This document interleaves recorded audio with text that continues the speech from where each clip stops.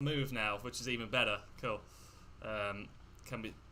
Let's just see if we can actually move like on the screen. Sorry, we're having to do all this. It was a bit of a kludge to get this all together. So it is what it is. Yeah, I'm moving, man. That's way better.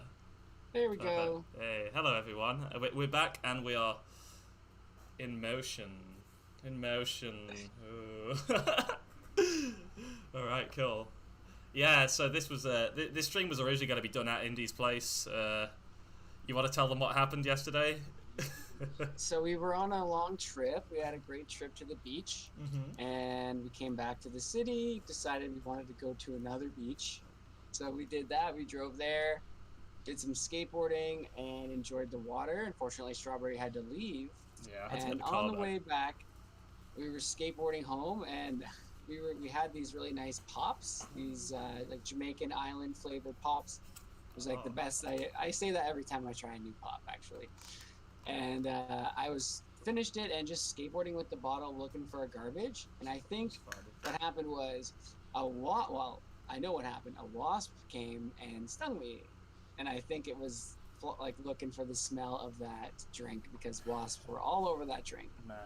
And so while I was skateboarding, like flying like 10, 15 miles an hour, like going real fast, I just noticed my hand start to really hurt. You just got stung at like high velocity as well, so it wasn't High even like that stinger really got deep in there, man. Like that impact. I just after a while, I just held up my hand. And I was like, oh. Meanwhile, I'm pushing, like pumping, skateboarding like so hard, like getting through like downtown Scarborough. Just a bit of the adrenaline, I guess, carried you on. Yeah. So it carried me on, but then it took me. Holy shit! I had a crazy panic attack, and like I had never been stung before. My mom's pretty allergic, so the adrenaline was like up high, and yeah. So I ended up not being able to do what I wanted to do today, being very tired, and I'm feeling better now, but. Which is great. We're glad you're back on the mend, man. For real. Yeah, for sure. But that was rough, man. Holy shit. So yeah. So was that your first listen through to that album?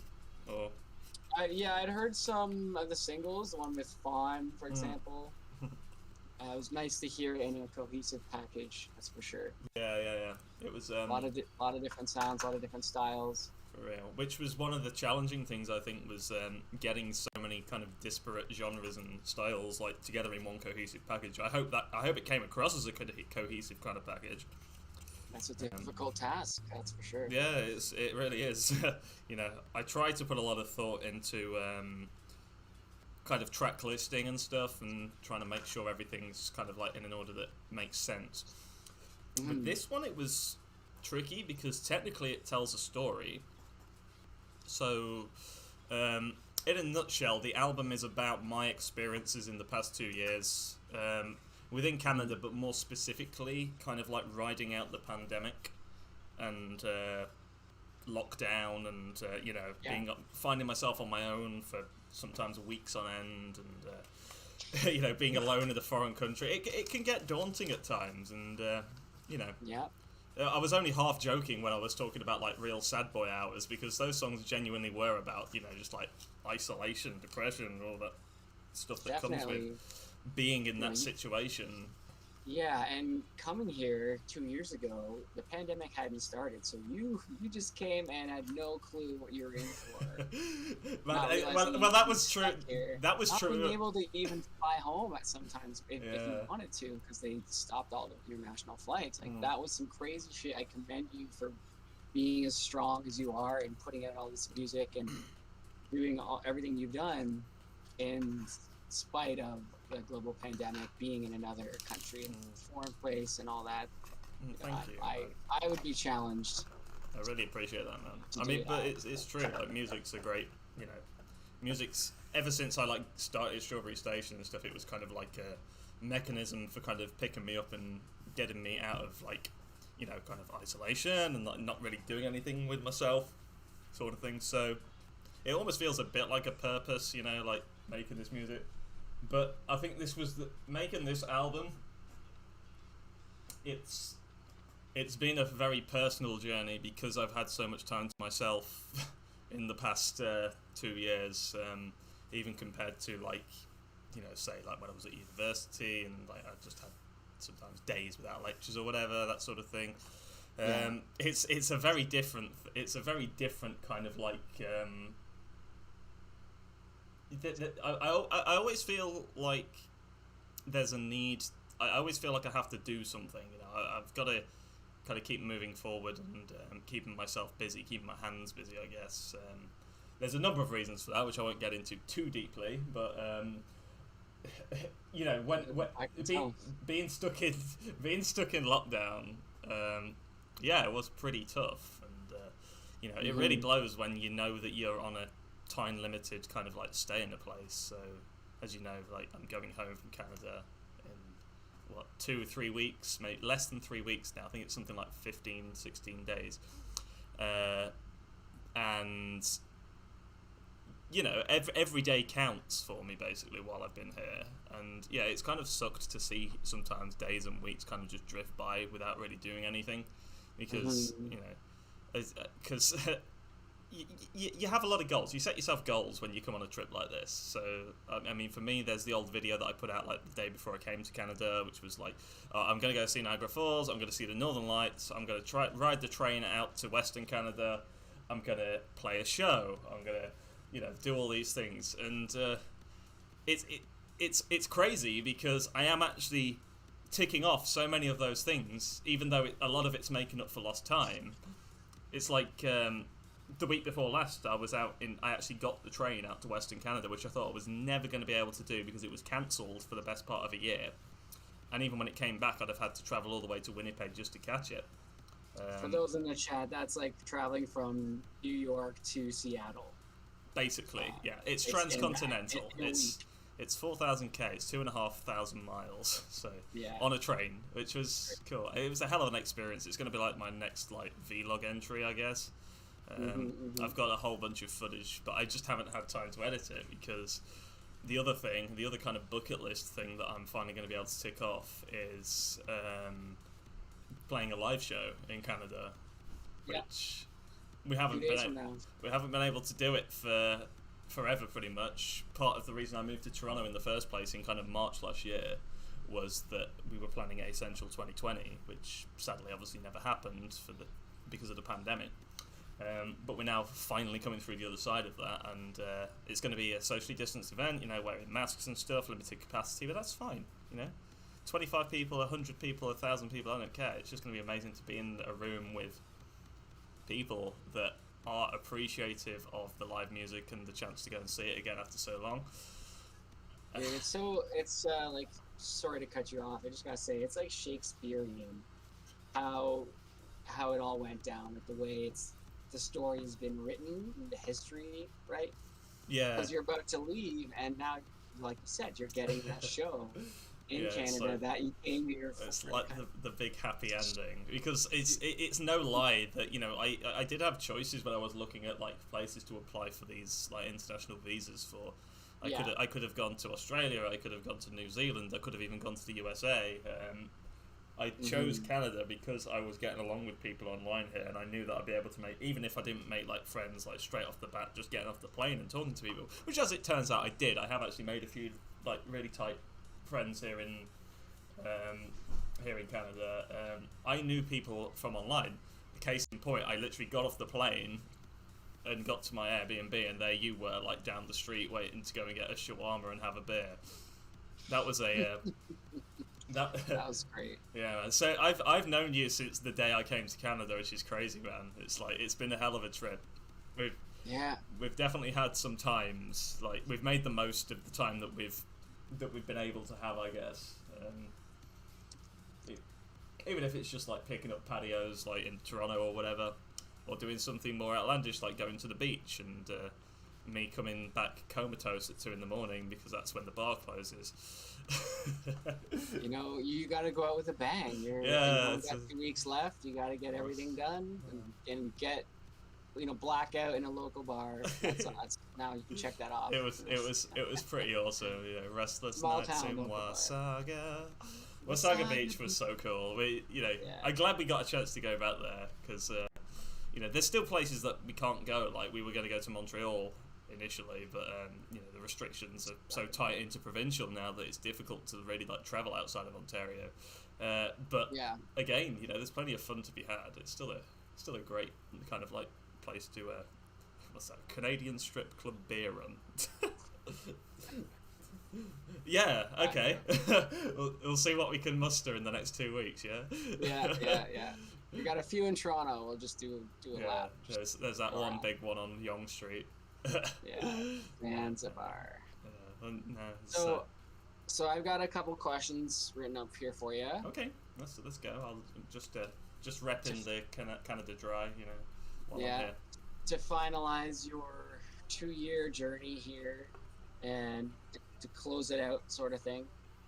So first one, you know, you've done a lot of different things coming here from where you were when you first started. Let's use Groove Horizons as a moment in time to compare to. You know, you had a couple albums out. You had your My Pet Flamingo. I think you had 2 albums there, mini disc, and I don't know if the Chorus-Spect. I don't think the Chorus-Spect release was out yet, but you had a few releases in the bag.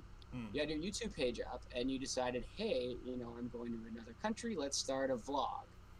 And so, I want to know like your thought process and the journey, just shooting the shit with you about it, creating that YouTube channel and finding your space in the community, like who your audience was, finding who they were, and then going into things like creating the Patreon and then creating monthly things that you need to fulfill when you're trying to explore a new country, and juggling doing that at the same time as you know, developing your Patreon and for sure. Things I mean, not only just putting together the Patreon, but making them stick around.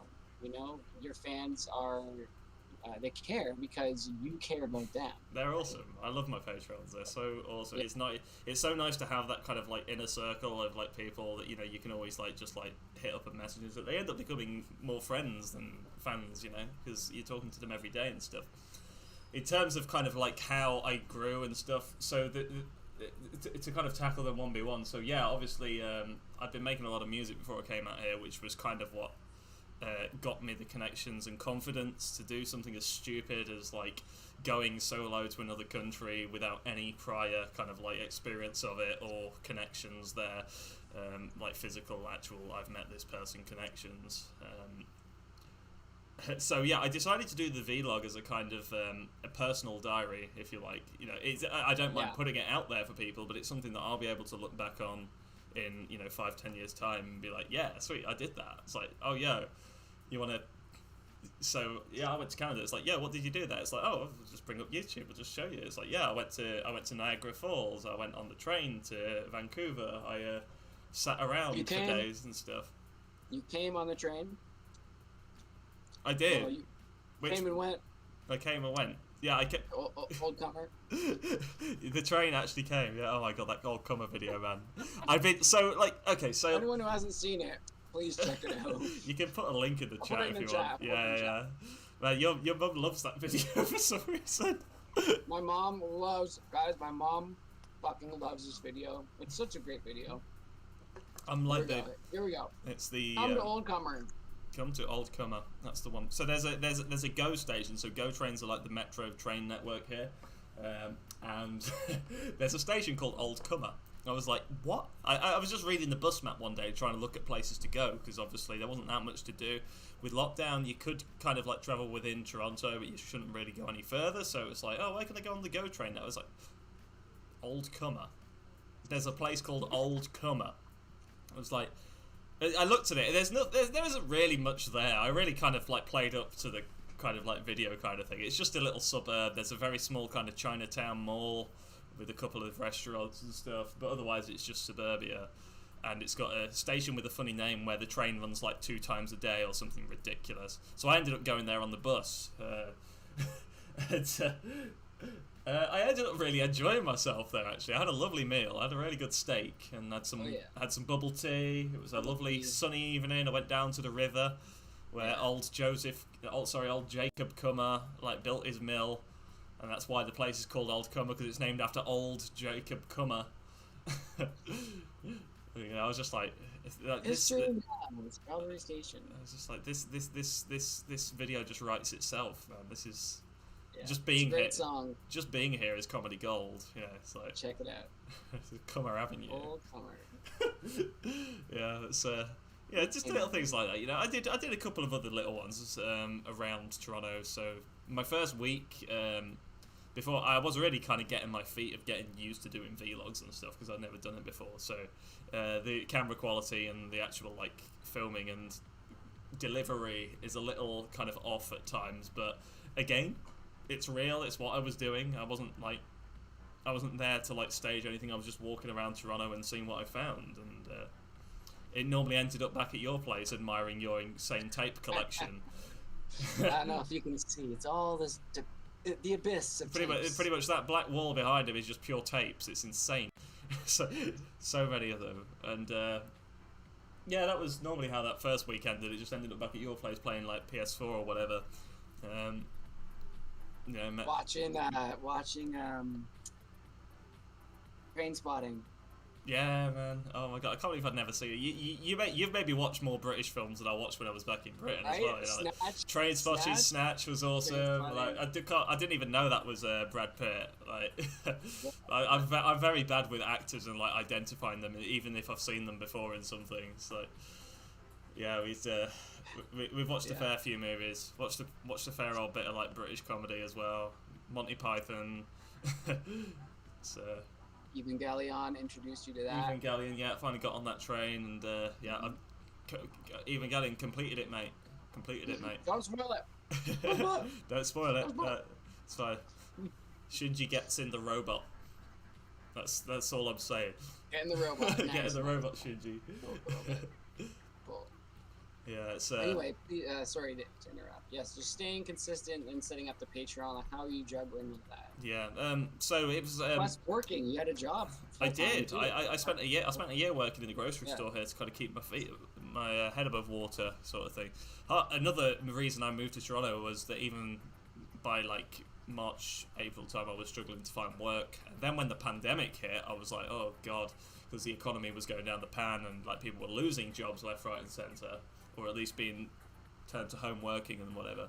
And I decided, well, it's now or never. I'm either gonna like spend 4 months in London, Ontario until I run out of money, or I can jump to Toronto, which has a better job market, and chance it on 2 months before I run out of money and have to go back to the UK.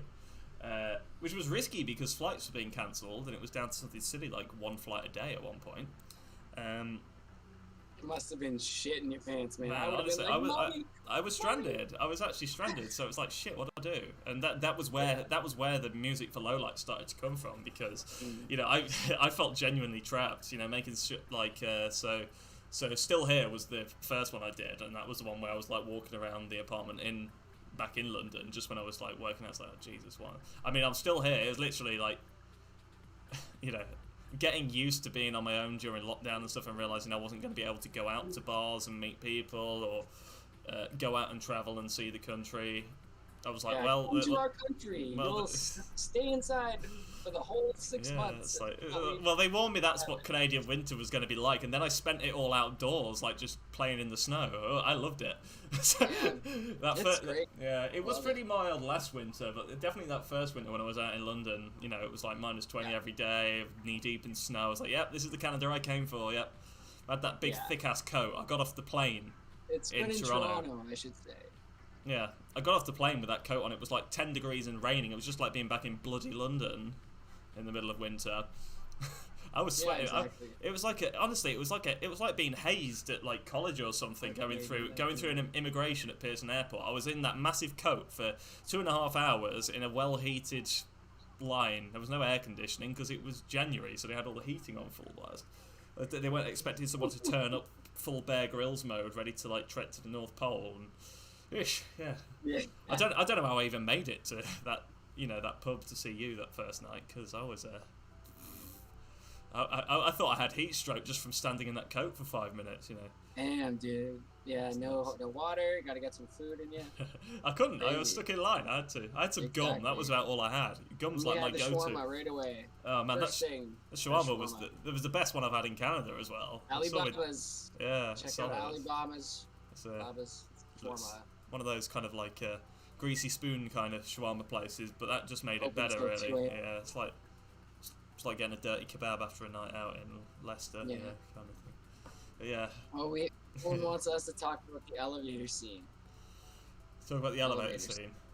What in trains? The elevators in even Galleon, where it's just like 3 minutes of Oh, it's just like there's two frames, standing there. just two Yeah, frames. yeah. It's I a don't good think I movie. like it if you have a super long series. Like if you're gonna do that in a film, I'm a little more critical. I think because it's like, okay, well, you really better be super important to do that versus all the other things that you're gonna screw up in your film that you should probably spend more time on. In a series, especially one that's gonna go on who knows how long.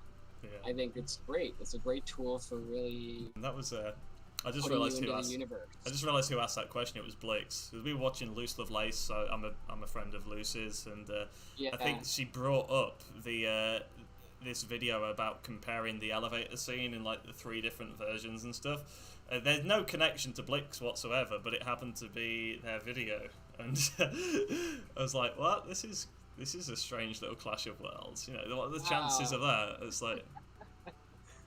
that's funny. Yeah. Then the same thing happened with me when I was browsing Twitch one time and I came across a streamer called Kat who happens to be from Leicester. Oh, And yeah. yeah, I didn't even know. I didn't even know they were British until I started speaking to them, and then they were like, "Yeah, well, where are you from then?" "Leicester." I was like, "What?" That's this is witchcraft, bro. What is this? Yeah, I've had a Yeah. few like weird little moments. It's like I don't know. I kind of feel like I'm getting off on a tangent here again, but like I think going back to the original question you asked about setting up the Patreon and that sort of thing, I felt like the time was right to do one because obviously I was busier with music than ever, but at the same time I was struggling to find that much motivation to make it. The only stuff I was really making at the time were little kind of like just little noodly demos and stuff, and experimenting with electronic music and different genres, which is what eventually became Lowlight 2. I'd already made most of the first Lowlight before I even travelled out. Most of those files were kind of the tail end of 2019, so I only finished like a couple of those to put that album out, and I wanted some new motivation, especially to make future funk, which I was finding incredibly difficult during lockdown because it's one of those things that's a real kind of vibe, and especially over the course of 2019, it started to take on more of a meaning for me as something that I like to share with people and like transfer to a live setting. And if there's no live shows, it's like, how do you bring yourself to motivate yourself to do that when you don't even know when you're next going to be able to stand in a club and play this to people? Yeah.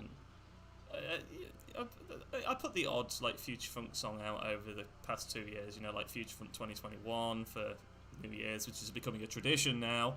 I did one for 2020 as well.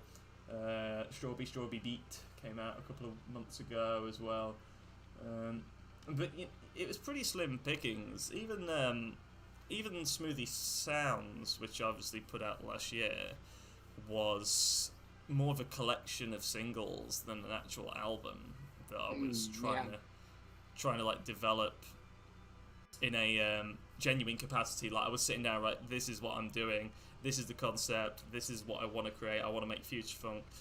That's basically how I created 128 State, the one that came before it. You know, I actually had a kind of like vision of like, oh well, this track's going to be big, and then it's going to like come down a bit, and then we're going to kind of like build the energy up and that sort of thing. So I was making tracks to kind of fit an album in my head.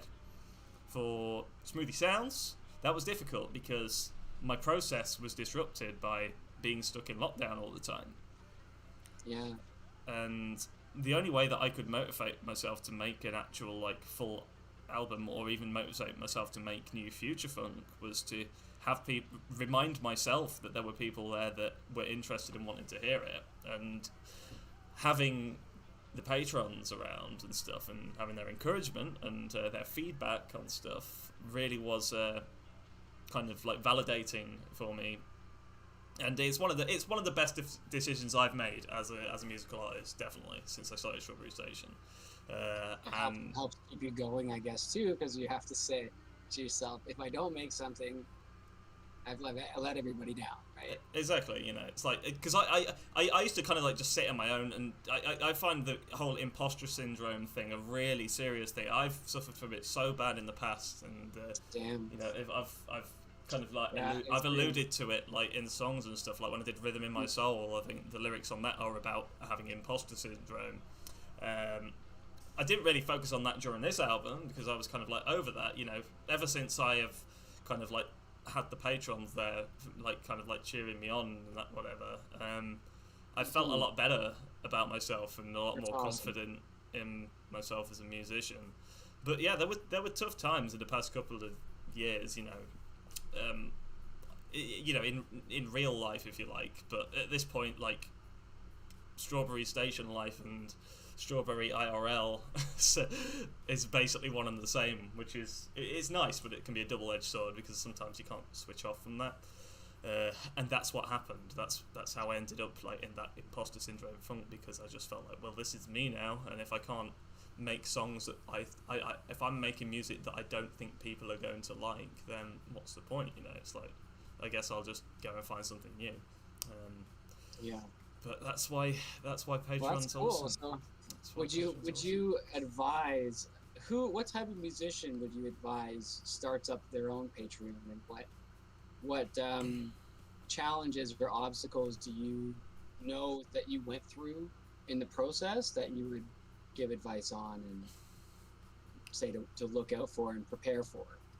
I think it's important to go into it for the right reasons. You have to be doing it for something that motivates you other than money, because obviously there's a monetary aspect to it, but wherever I've kind of made cash from Patreon, I've tried to, you know, kind of like give back, which is why we have the Cassette Club, a bit of cheeky advertising there. But the reason these exist isn't because, you know, I want to make a quick buck off of the people. It's to give back to the people that have supported me. So these things are exclusive. You know, these are, you know, there's limited places and it's pretty much full now anyway, so they couldn't join if they wanted to. I think there's something like 3 or 4 spots left now. Out of 25, I think I've capped it at. But it's you want to be going into it because you feel like you feel like you have something to give to people, like personally, you know, and you want that kind of like more intimate connection with fans. There's lots of different ways to build a connection with fans. You know, I did a lot of it earlier on by giving out Bandcamp codes and then like messaging people directly and saying, here you go, have a free album kind of thing. And then obviously it goes, you have to grow it on social media. After a while, it comes to a point where you do have like a little bit of that kind of like established kind of like name for yourself, I guess. I'm not sure I would recommend somebody that's just starting out to go straight into getting a Patreon, not because I don't think they'd be capable of kind of running one and like bringing in people straight away, but they might get disheartened if they don't, because building a persona as an artist takes time, and as I said with Patreon itself, you have to be going into it for the right reasons. So you don't want nobody should be becoming a musician because I want to get big and make lots of money and sleep in a bed with many beautiful women kind of thing. That's part of what I think allows you to continue this, because you're not creating that type of product. Exactly. And you know, if I like to think I'm genuine, you know, and that's why people respond to it. You know, I wear my heart on my sleeve. I know I can be intense sometimes, but that's because I'm honest with people and stuff. And I do it because I love making music and I love the connections I make with people, man. You know, it's like we've basically been best buddies for the past 2 years, and I wouldn't be sat here right now in Canada if I hadn't have got into like the vaporwave community and then the future funk community, and then been part of Private Suite magazine, which basically just happened because one of your guys asked me to put an ad in like issue 3, I think it was, And then I was like, well, yo, why don't you make physical magazines of this? And so it all went from there and kind of thing, you know, and it all just grew and grew basically. And my main motivation has always been kind of like connections and community and making friends along the way. And you know, if people like my music and I get more and more people listening to me along the way, then yeah, all the better. Thank you guys so much, because it's what I do it for, really. I do it for the vibes and the experiences, and we've certainly had plenty of those in the past like 3 or 4 years, I guess. Oh, what's that? Oh, we got a little bit of a spammer going on here. Let me just block it. Oh right, yeah, this happens. Sneaking a banger track out during this body's promote. Thank you for the heads up, Walter. That's okay, we'll deal with that. This shit happens. should be good now. I don't know. Let's see. That's part of the fun. Yeah. But yeah, anyway, what was I saying? Crazy, man. So yeah. Just keeping the Patreon going and keeping the fans excited and the challenge of the pandemic. Yeah. So, how do you kind of find yourself, going back to what I said about Groove Horizons and where you were about 2 years ago? How do you? Oh, and you were recommending Patreon to people. Yeah. But before I lose this, my next question. How did you carve out a path for yourself within the Future Funk community? To be fair, there were a lot of missteps early on. You know, I basically wiped my first 2 albums from existence because they sucked. I think there's a lot of people that have probably been in a similar boat at different stages along their journey, where they're like, well, this music no longer represents me. If you want to delete it, fine. It's you know, it shouldn't be like this big taboo to kind of like wipe certain things. You know, all the biggest bands did it. Kraftwerk did it. Like, they've got their first 3 albums have basically disappeared from existence at this point. I started to learn. You know, I did have, you know, I got criticised when I first started out and stuff, but I was making really good friends and stuff. You know, early days I made friends like Mr. Wax, like Mare and Melonade and Jelly Bonbon and all those guys, and started to like get to know folks in the scene locally to me. And I think that's the joy of like these online communities is you can make friends all around the world. And for me, it was, I could both meet people that were in other countries, but also find out that there were people fairly local to me that were into this sort of stuff, you know. So I think the first people I ever met from the scene were Mr. Wax and Jelly Bonbon. I think we went up to Leeds and started like DJing and stuff, and just they basically taught me how to DJ. So I hope I don't let anybody down on Saturday, because I'm pretty rusty after 2 years away from the decks, but we'll see. You had scrap stock. Yeah. Oh, we did have a little bit of practice, to be fair. Yeah, but yeah, it was that was basically how it grew. You know, it's you have to be open to other people. You have to be open to criticism. I definitely got during my earlier days and stuff, and I still get now, and it's fine. I appreciate it. I appreciate people being honest with me and saying like, yeah, you could have done this better, or why don't you try this technique, kind of thing. Ultimately, it's just about a good vibe, really, and I think people will very quickly pick up on whether you're somebody they want to know or not. And some people find it difficult to kind of. I've had people ask me, it's like, oh, Straub, how do you get ahead in Future Funk or whatever? How do you get so big? Well, for starters, I say I'm not big. Like, God, look at where like people like say Pepsi, Night Tempo, EV are like in terms of things. You know, there's a if there was a tier list, I'd be dead like C tier at this point, I think. Although I was put on the D tier with Pad Chennington that one time. Me and Pad were the D tier gangsters, weren't we? Yeah. So I guess I'm D tier. On the Reddit. I got the D. I got the D. Yeah. But you know, it's like again, I think some people would have been like offended by being put on like a low tier on that sort of like rank everybody kind of thing, but for me it was like, oh well, you're part of the conversation, aren't you? That's a bonus. That means people like actually know who you are and that you're involved in this scene, and that people are going to go to the trouble of like mentioning your name when they talk about future funk or vaporwave or whatever. And if that's what validates you, then fine, fair enough. I'm not going to pretend that I don't find it flattering when people do mention my name in lists of like, oh, what songs do you like in future funk? Who are your favourite future funk artists? If somebody says Strawberry Station, I'm like, oh, that's really nice. If somebody doesn't mention me, I'm like, I'm going to come around your house now. I'm like, yeah, it's fine. It's just one of those things, and it really. It drives you forward, like wanting other artists to kind of like want to work with you, sort of thing. Is that? Oh, it's LFG. This is a banger.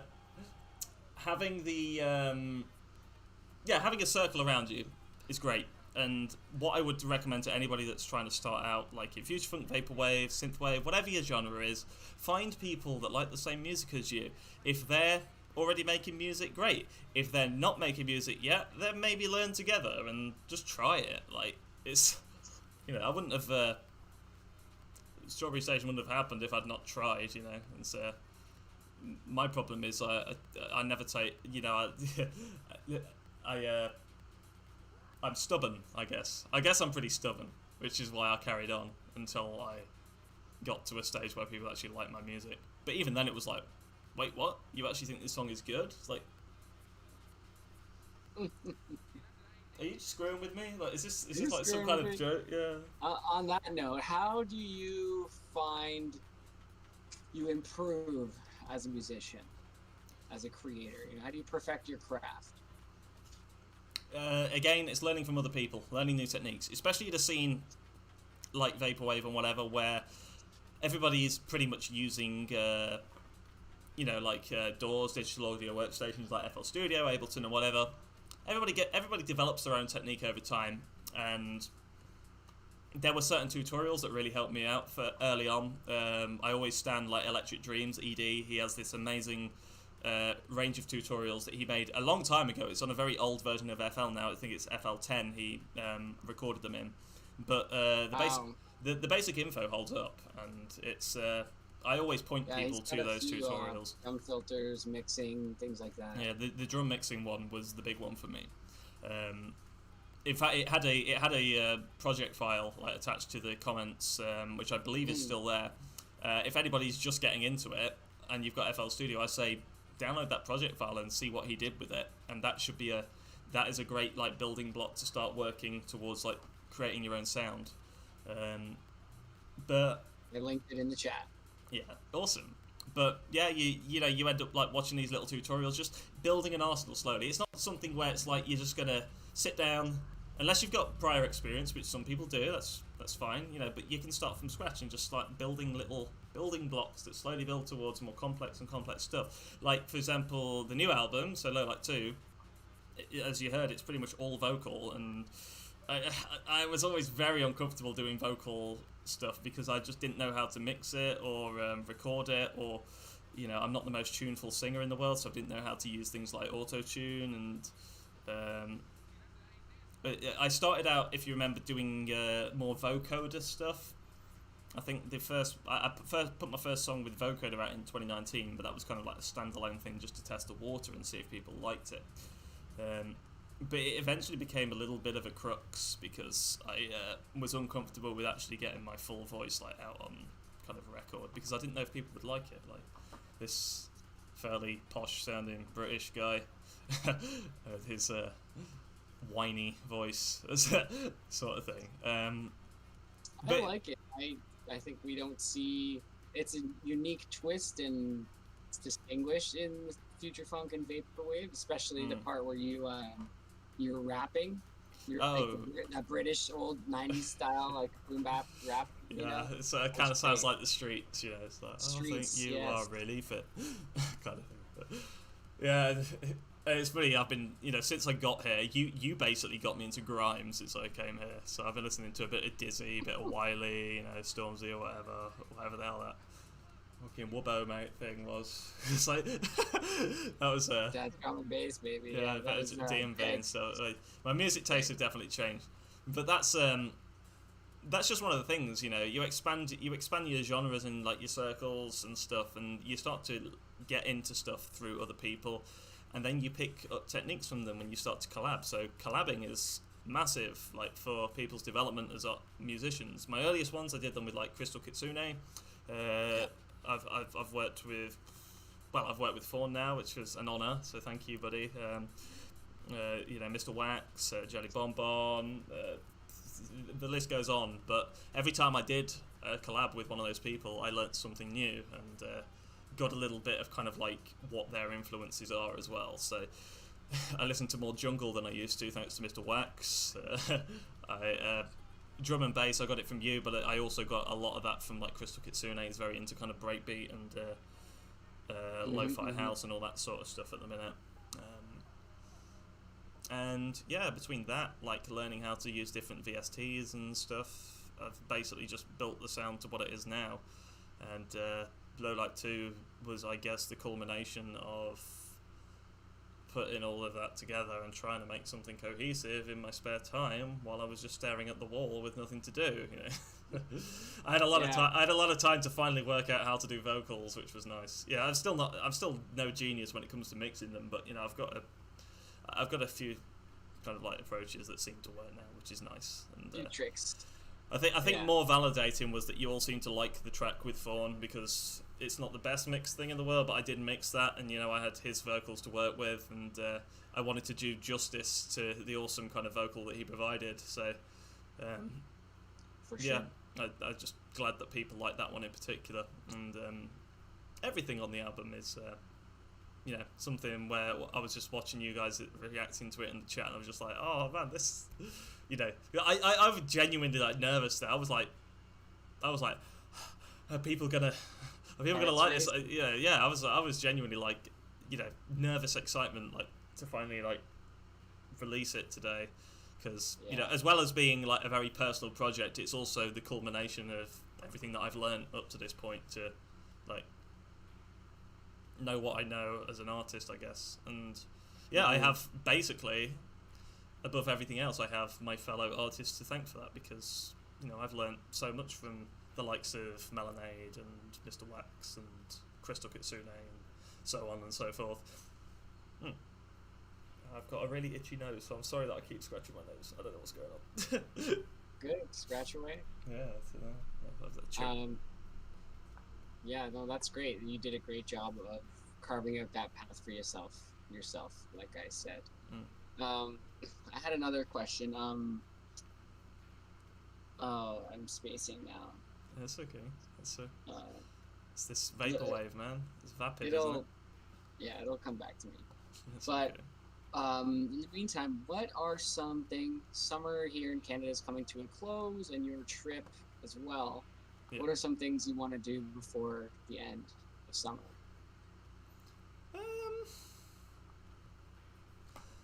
What do I want to do before the end of summer? Make the most of the weather. So when you come to Canada, everybody tells you about the winter, but they don't tell you about how long and hot the summers are here. And as somebody who's used to worshipping the sun during the 3 days it actually comes out in Britain, I was almost overwhelmed by the amount of sunny days we had to do stuff. Especially once lockdown eased and we could actually get out and stuff. Yeah. There's a select few things. I've got in reality, I've got about 2 weeks left, and I definitely want to go up the CN Tower, and we'll talk about that when I get off, because we want to like book a table at the restaurant or whatever. We're gonna go for a big swanky dinner at the top of the tower. That's the plan. And we're going to go see a Jays game as well, hopefully, as well, which will be cool. Yeah, maybe we'll do it the same day. That's the 29th, by the way. Cool. Okay, we can look into that. Oh, it's getting dark, man. The days are drawing in. So you've got most of your bucket list completed then? My bucket list is pretty much there. Yeah, the CN Tower is one of the few on the list that are left that I can realistically do. I mean, I can't go out east anymore because, as we mentioned, there are restrictions. But I got all that. the more reason to come back in a couple of years. Exactly. You know, if I don't get there before, I'd like to take my dad out here, like when the World Cup happens in 2026. So I'll be back before 2026. I'm sure. I'll probably be back sometime next year if I play my cards right. But yeah, I couldn't say anything specifically. I'm just gonna. Obviously, I've got a lot of admin to do, so I'm a busy person when it comes to like booking hotels, booking COVID tests, making sure everything's above board with that for my travels back. But yeah, I just want to enjoy the city and just enjoy the vibes, I guess. And I think Saturday is going to be a big culmination of that as well. I think it's going to be an emotional day, like finally being able to like play live in Canada, because I genuinely thought it was never going to happen, and now it is happening literally within a fortnight of me going back to Britain. So yeah, I've got to give props to Epicuro, Panic Pop, Six Stroke, and the Kawaii Bass gang, because they have really pulled out the stops to get this set in September so that I could join them. Kind of daunting because they put me on in the freaking headline slot. It's like, do you really want to do this? I've barely touched a DJ deck in 2 years, but it's awesome. I think it just speaks to like how cool those guys are and how cool everybody's been to me while I've been in Canada. And if I can give back to people that are here with a cool show, then that's it. Awesome. That's it really. And otherwise just vibing with you and just doing dumb shit, I guess. Nice. I can't wait to do more dumb shit. I'm gonna try and do more dumb shit with you every day until you leave. It's coming up soon. Yeah, man. Do you want to buy a bike? I've got to get rid of this bike. Yeah. Well, we'll talk about it. But so tomorrow, big album release on Business Casual. That's at noon. Yeah, I believe so. They normally do it noon time, don't they? Yeah. PST. Yeah. So Business Casual 87.bandcamp.com. Yep. So that's don't miss it. It's on cassette with them. 75 tapes. They've got obviously streaming releases, Spotify. Yeah, I've been through all this. Basically, all of the streams. They're up there. You can see them in that corner. All the platforms it's going to be on. So the album comes out then, and then obviously Saturday's a big gig. So it's a busy week for me. I think I'm going to blink. I'm going to get to Sunday. It'll be the day after the show. I'll probably be hungover, but hopefully not as hungover as I was after Wasaga. And just kind of go from there. And yeah, just try and make the most of the last 2 weeks, I suppose. And yeah. Cool. There you go. Awesome. Well, let's do it, man. Yeah. Couple more questions. I don't know if you had anything you wanted to jump into or how much time we have really here. I mean, what's the time? It's 47. We've been talking for about 47. We can do 10 more minutes. It's fine. Cool. Yeah, if anybody in the chat wants to ask a question, just throw it up because I can see them now. Any questions about the album or the process or whatever? And we'll go for it. But one more in the meantime from me. Go on then. How do you find? It was the question I forgot about earlier. How do you find it? And any advice you have to offer, catering to two different audiences at the same time under one artist name. You're very much known as a future funk artist, and now you're diving into this sort of like alternative electronic sound. It's not super vaporwave exactly. It's not vapor funk. It's not future funk. It's kind of your own sound. Could this be the new sound. Final approach? We're gonna culminate the future funk with this sound and create the new. It'd be nice. It's funny because I've spoken at length to Snowdream. I don't know if he's still in the chat about this, and I think there's a lot of kind of thought as to where future funk's going in particular at the moment, as a sound, because a lot of people are doing fairly different stuff at this point. I was talking to him about can't we work on kind of creating a UK sound for future funk or whatever, because him and him and Mr. Wax are very into their, like I told you, like their drum and bass and their jungle and stuff, and they're starting to incorporate this into their sounds. You know, Mr. Wax does a lot of out there stuff with more like kind of like he's very into like I've heard him do stuff like Witch House, like sea punk, and you know he's incorporated all these elements into his music. Snow Dream, I find the sound that he's developing very interesting because it's kind of it's almost in three camps. So you have like his more kawaii chiptune stuff, you have his drum and bass, and then you have his straight up future funk. And I'm just thinking, like, when he finally finds a way to meld all three of these elements into one sound, it's going to be absolutely incredible. He's just got to work out a way to do it. And for me, I don't think I'm not really daunted by catering to multiple audiences, as you put it, especially because I think people that kind of come into like the vapor community and under that umbrella of vaporwave are really like accommodating and stuff. I think the fact that people that were mostly drawn from Utopia District's fans and my fan base from up to now as well were really vibing with the album today, even though it's not only very different for me, but it's, as you said, probably a little out there even just for like a vapor album sort of thing, because it draws on all these different elements. I think that's one of the beauties of the vapor community, is that they're very accommodating to new experiences and sounds and stuff. If the vibe is there, they're on board for it, sort of thing. And again, I go back to the patrons, and I don't think I'd have ever put out an album like this if I'd not had the confidence to do it that I got from working with them, and you know, putting some of these ideas to them in the form of demos and getting good feedback as well. For me, I'd considered doing different personas, especially when I kind of almost became typecast as just a purely future funk artist at one point. I still very much primarily identify as a future funk artist, and now that Low Light 2 is done, spoiler alert, I'm planning to like just start working on a new future funk album next, so watch this space, early 2022 I guess. But nice. The actual kind of like vibe that I go for has always been more generally within the vapor community. You know, I got into future funk through the really old stuff. You know, I still hold up Hit Vibes as probably my favourite album, and everybody still considers that a vaporwave album as well as a future funk album. I appreciate the roots of where our kind of like subgenre within a subgenre came from.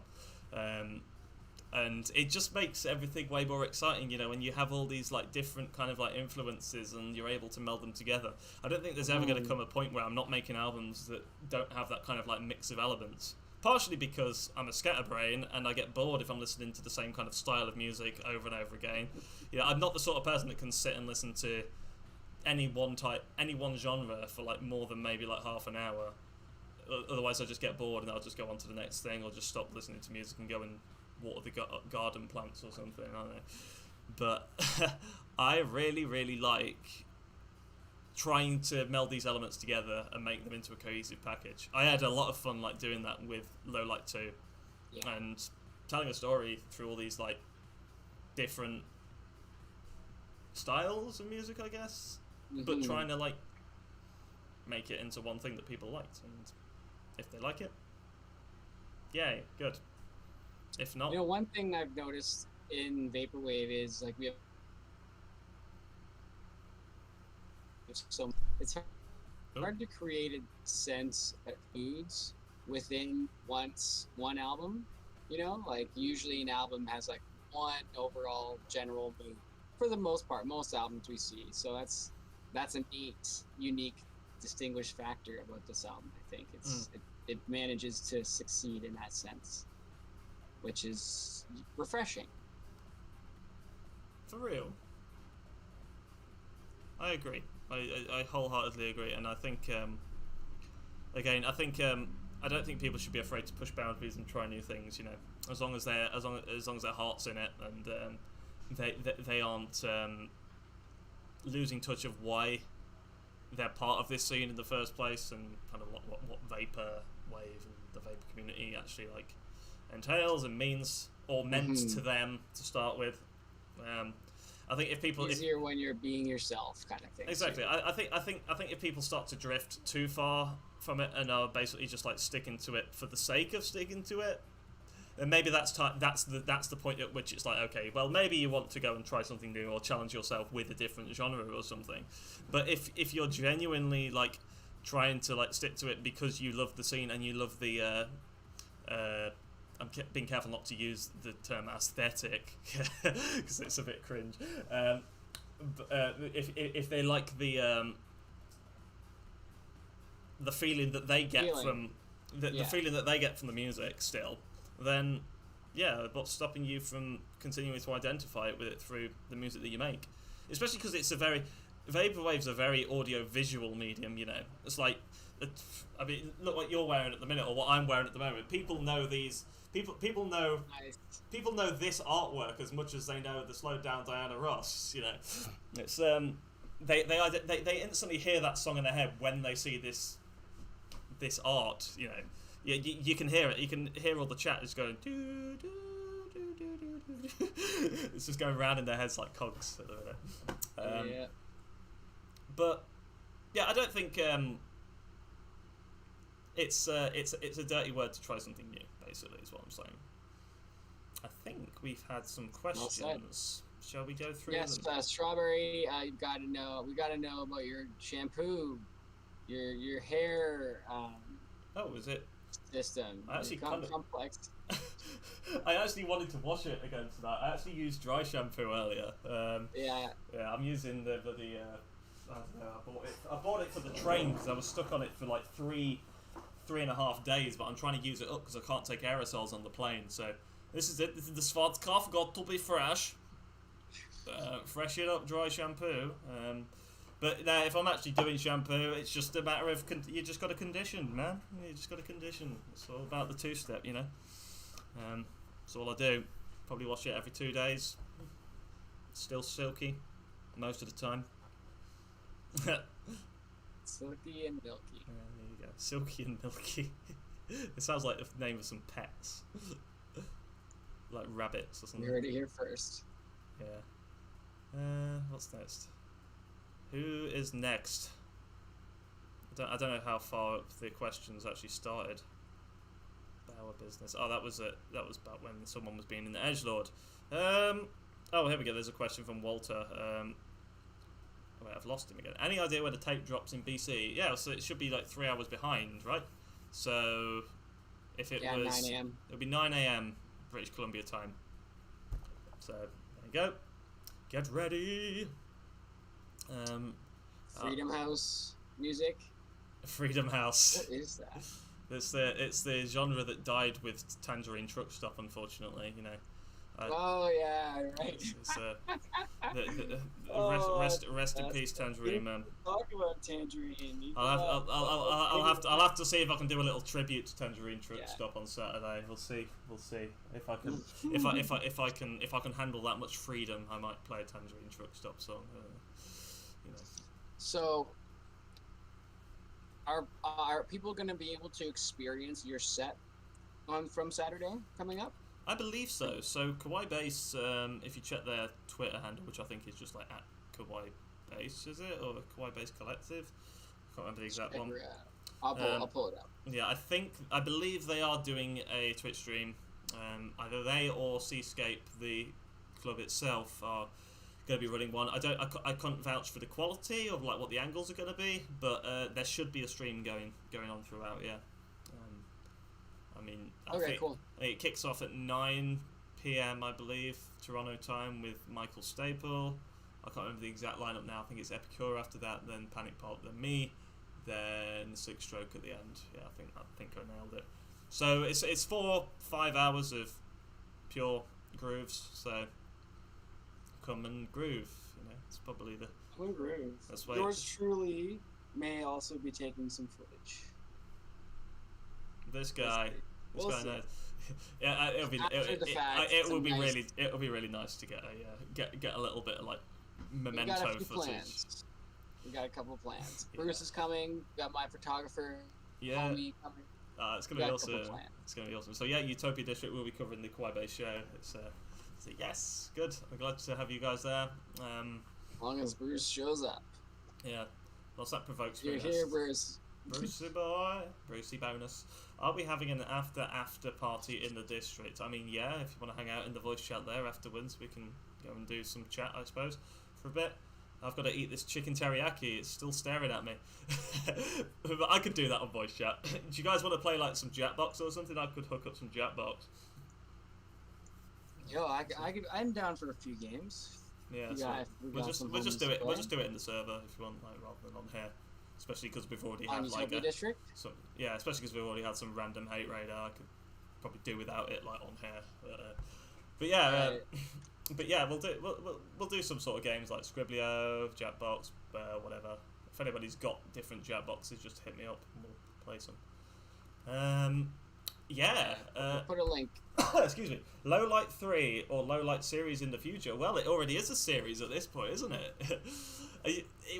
So, oh god, I'm choking on my own emotion. Ooh, salad. So it wasn't originally, I didn't have a name for this album until very late in its production. It felt right to make it the sequel to Lowlight, even though it's stylistically very different from the first one, which was more of a lo-fi album, I guess, with kind of vaporwave elements. I like the idea of this kind of being the series for my more non-future funky albums, I guess, or like the more experimental stuff. So I'd be open to doing more Lowlight stuff for sure. I don't know how I'd top this one, I guess, because it was a pretty emotional experience for me, so it kind of means a lot. So it was a hard decision to even just call it Lowlight 2 because it kind of I almost felt like it needed to have a slightly more grandiose title. It was like, well, I released the first Lowlight when this shit all started, so it kind of feels kind of fitting to kind of like bookend my life during the Canadian pandemic with these two albums, Yeah. But yeah, it's kind of like the incoming album and then the outgoing. Yeah. For real. And you send off. Yeah, but I can definitely see myself taking some of the techniques I've learned while making this into my future funk production in terms of like being able to add my own lyrics and stuff to it now, which will be sweet. It's me. But yeah, I'll look into it, man. But for the time being, I owe a lot of people collabs, so I need to start working with people on collab songs when I get back. I'm not going to do any more music until I get back to Britain, so I've got a couple of little tidbits I'm going to send to the patrons over the next couple of days. I'm going to send the full album will be up in zip form for patrons. I always give them the full thing. But yeah, going forward, I think it's getting back on that future funk train because I am so flipping ready for more future funk now. I've actually got the mood for it now. There is. You've been holding yourself back. Yeah, for real, man. I told you, it's just been so hard to make, like in the circumstances. Like especially after Saturday, I bet I'm going to be really energized to make new future funk. I feel it now because I'm energized by the amazing reaction you guys have had to Lowlight 2. So it's like, yay, happy now. Good energy. I can make future funk. I felt pretty good on New Year's, which is why Future Funk 2021 happened. But yeah, I'll make some more future fun. Question: do you have a particular direction you want to take from the next project? Will it be more of this new sound, the future funk you've been making, or something totally different?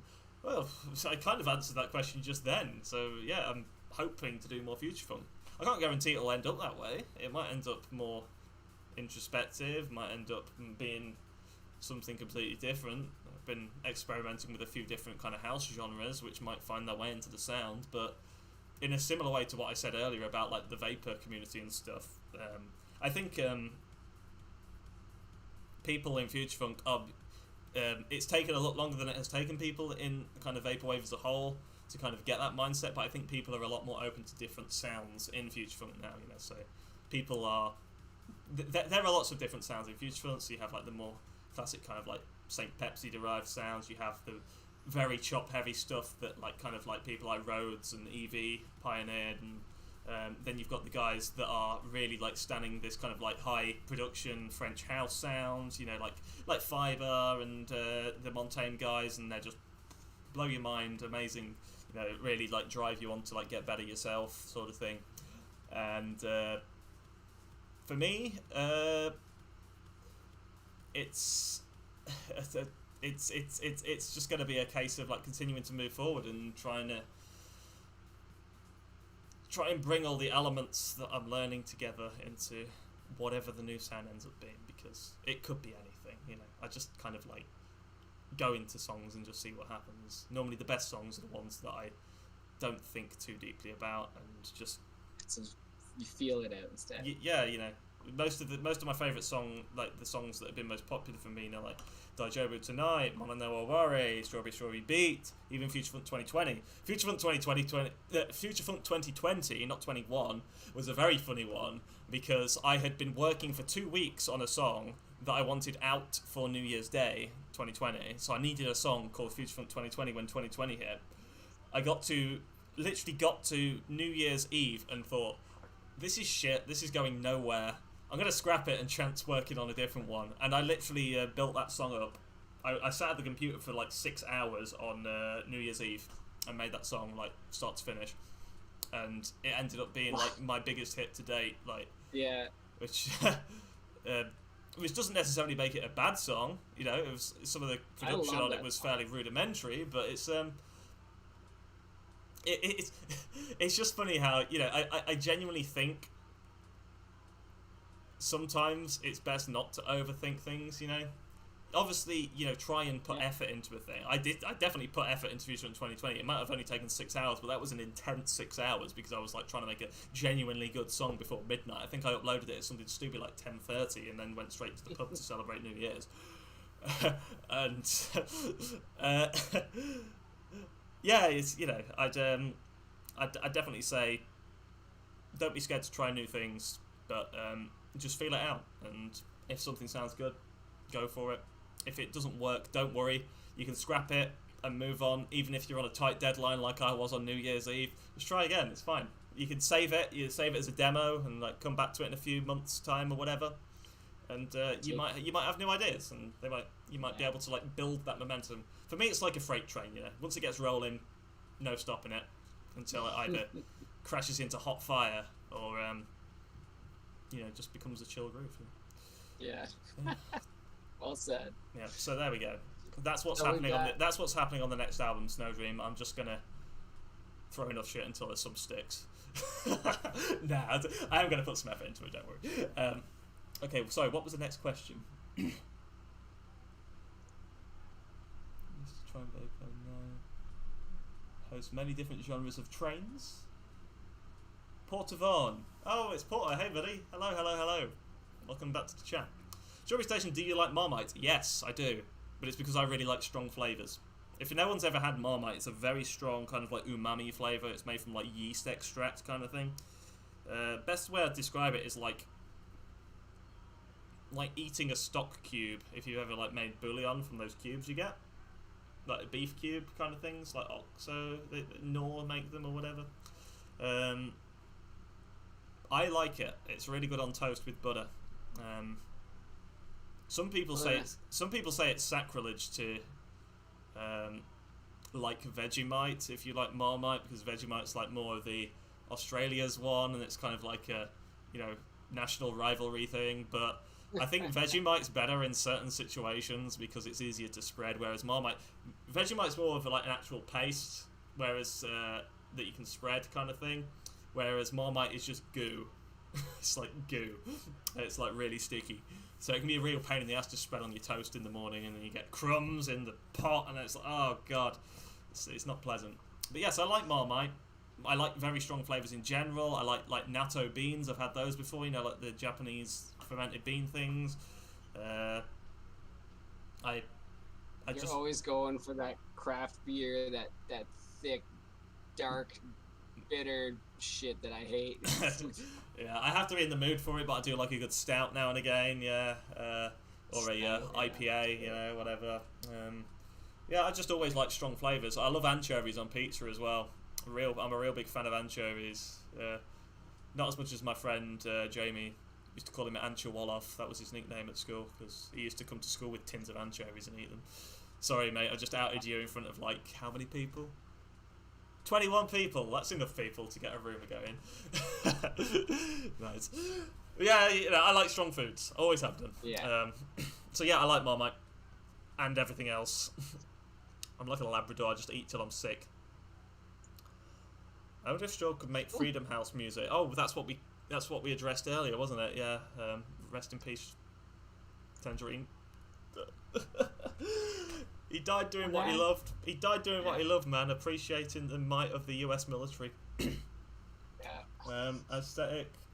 People know. You basically answered one question already by accident. Straw, if you could collab with any artist, not Saint Pepsi, as I know that's an easy choice, who would it be?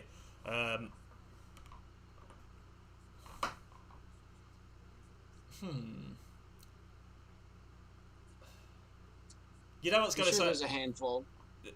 Well, before I got into house music, which I mostly got into through Future Funk, I kind of did it backwards. So a lot of people that got into Future Funk did it because they had a taste for like French house beforehand. But before Future Funk, I grew up on classic rock and pop punk and that sort of thing. I don't want to get into too many details because I haven't even tried it yet and it could suck, but I'm kind of like really interested in the idea of like melding somehow melding some kind of like live rock style with Future Funk if I can work out like how to do it once I get home and get my guitar back and stuff. You gotta get Future Funk Monthly to do a guitar solo. For real, man. I actually meant to. I guess, okay, if I was going to go within the scene, yeah, I'd like to work with Future Funk Monthly now that I'm more confident in like mixing other people's shit and stuff. Definitely, I love the work that he's done, especially the stuff he's did with like Melonade and Jade. I'm pretty sure he did like the riffs on Some Kind of Way, I think, and he's worked with Mare a lot as well, and he's always put out some killer riffs. Yeah, so within the scene, obviously, you gotta do one with me, of course. Like. Nah, that's it. I'm gone. That's it. We took you over. Yeah, no, for real. I'd love to do it. Yeah, that was your cameo in Incubus. Tokyo Wonder. Oh, yeah, was sick. I loved it when you did the live show and like you popped up at the end. There's no way. Oh yeah, that was sick. Yeah, that was good sick. times. Memories. It's so long ago now. That must have been Wavepool, right? That must have been Wavepool. That was Flamingo Fest. That was Flamingo Fest, man. Yeah. Even Flamingo Fest was so long ago. What, last September, wasn't it? Yeah. September 13th. For some reason, I thought it was this year, but it makes sense because like the DVD's been put together since and stuff, which obviously is probably why it's so fresh in my memory is because all the artists were kind of like involved with like putting the DVD together and stuff. Yeah, for sure. Yeah, we slow to get that Blu-ray out, but it is out now. There's been pictures on Instagram, but we're gonna do another push on it soon. Beautiful. Yeah. Yeah, that was fun. But we just been talking about like I've got my pianos and my guitars and shit. We've been talking about it for months. So maybe someday. So many other actual artists to work with first. But yeah, like I was a classic rock guy. My absolute bucket list collabs. One of them might be technically possible because I'm actually friends with him on Facebook somehow. Is Dick Valentine from Electric Six, like Gay Bar and Danger High Voltage, those guys. So the two people would be like him and The Darkness, Justin Hawkins. They're two of my favourite bands, and both of those guys were like big influences on me and my stage persona kind of thing, in terms of wanting to put on a big show sort of thing.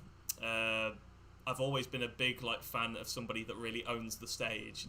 It's why I was probably always into like like hair metal and bands like Kiss and stuff, because even the ones that aren't necessarily like the best musicians in the world, that you go home remembering the show that they put on because they blew you away with their stage presence and that sort of thing. And I think the reason those two in particular have always spoken to me is because while they are incredibly talented people and put out some great music, they're also incredibly like self-deprecating, and they have this kind of like dry humor that they bring to the stage with them, which has always resonated with me because I think you'd agree that that's pretty much exactly the sort of person that I am. Yeah, I'm the sort of person to chat shit about myself before I chat shit about anybody else, and even if I'm playing to 1,000 people, I'll still find a way to like kind of ask them when the last bus leaves at the end of the day so I can get home and have a bath before I go to bed. But yeah, no, those guys would be for real. I think, within classic rock and stuff. I actually have some friends back in the UK and Europe that I want to work with as well. So I know he tuned in tonight. I don't know if he's still watching, but my buddy Mala, who I went to school with, and he was part of the first band I was ever in, and we were called Oktoberfest, and then we were called the Eton Rifles, and we kind of like, we sucked, but like we kept at like doing music and whatever, and eventually it led to me being Strawberry Station, and now he's down in London with his friend who so they kind of have this kind of like royal blood thing going on where there's just two of them, and he's on the guitar, his friend's on the drums, but it's really cool because he puts a lot of like effects onto it, so it's like it fills the room even though there's just two of them, you know. Got that kind of like royal blood or white stripes kind of vibe where two people is enough, you know. Back when we used to do it as two people together, it was more Flight of the Conchords than Royal Blood. Yeah. But yeah, so they've got a band called Twins, but it's like TVVINNS, and I'd like to work with them, even if it's just to like, I mentioned this to him about like potentially doing some visuals for like one of their music videos or something. I thought that it'd be really cool to like get them in front of the green screen and see what we could do with it, sort of thing. Yeah, there's those guys. I'm still owed a collab with Melonade as well, so it'd be nice to work with Ewan when we get back as well. It'd be nice to do it. It'd be nice to do it in person. You know, all these people in the UK, I can go and actually like meet up and do this like rather than over the internet. It'll be refreshing to do it like in a semi-live setting, you know, with somebody in the studio. Yeah. And I got a buddy called, he goes by Ian now, but I know him as Horny, because that was his nickname at school.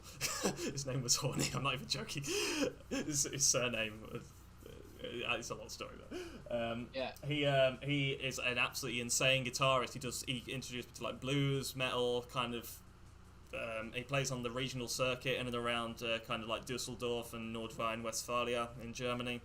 And him and his friends were all just really cool, and it'd be amazing to like somehow work with them on some sort of song at some point.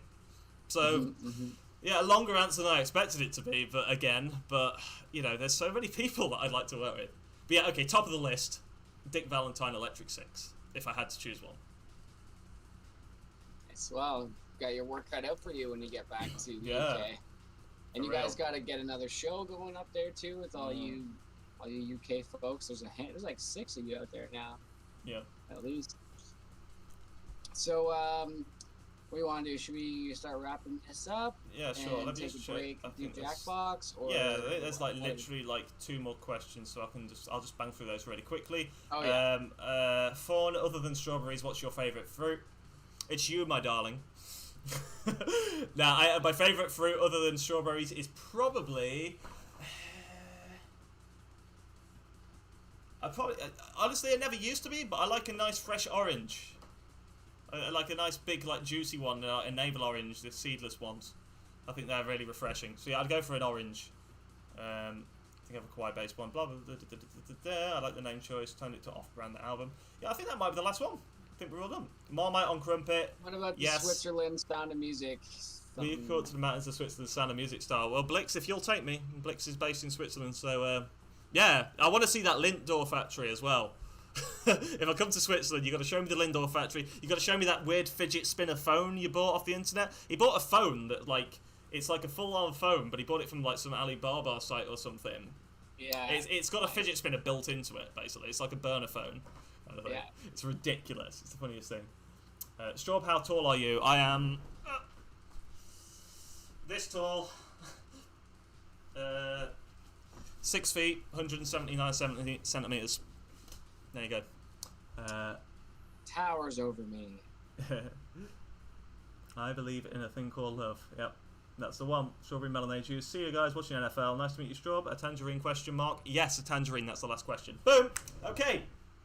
Got it. We'll wrap it up then. Beautiful. Wrapping it up.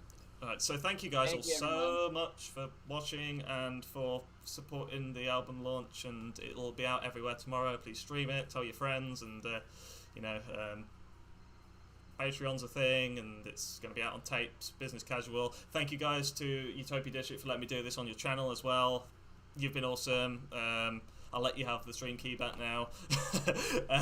And yeah, honestly, thank you so much, because I do this for you guys and for this guy. I've pointed the wrong way. And for this guy too. But yeah, honestly, you guys have made the last 2 years in Canada, during the shitty times, tolerable, and during the good times, great. So stay funky. I love you all. Awesome. So join the server if you want to play Jackbox with us. Put the link in the chat one more time. Yep. Jackbox. Ah. Cool. All right then. And yeah. Thank you so much, Strawberry. Album coming out tomorrow at noon. Business casual. Do not miss it. Beautiful. All right then. All right, folks.